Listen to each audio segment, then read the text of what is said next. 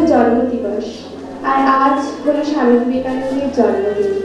তাই প্রথমেই ওনাকে শ্রদ্ধা জানাই এবং এই অনুষ্ঠানে উপস্থিত সকল গুরুজনদের শ্রদ্ধা এবং ছোট ভাই বোনদের ভালোবাসা জানিয়ে শুরু করছি আমার নিবেদন।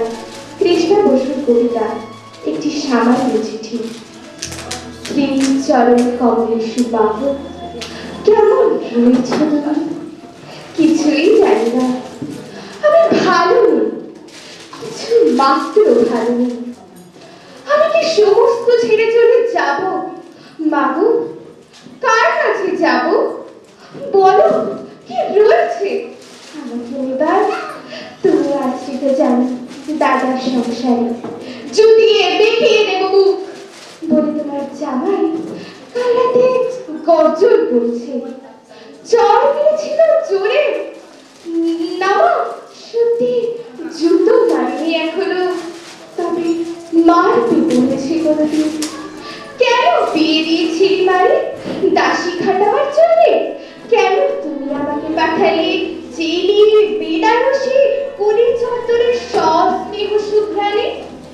আজ 15 বছর ধরে ঘর করে সেবা করে সেবা করে মুখ বুঝে দিকে তার কাছে সত্যি কথা জানতে চেয়েছি।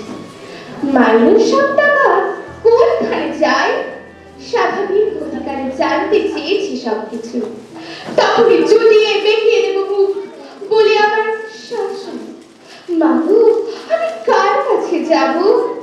ছোটুন তুতুন খুব ছোট আছে আজ, ওরা কোনো নির্ভরতা দিতে পারে?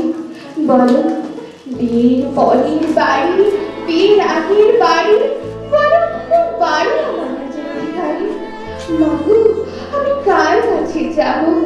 নাকি মুখ বুঝে পান খেয়ে সেবা করে রান্না করে রতন হয়ে জীবন কাটাবো? মাগো, বলো আমার নিজের বাড়ি কোনখানে আছে? মেয়েদের নিজের বাড়ি থাকে কোনদিন? বলো মাগো, বলো।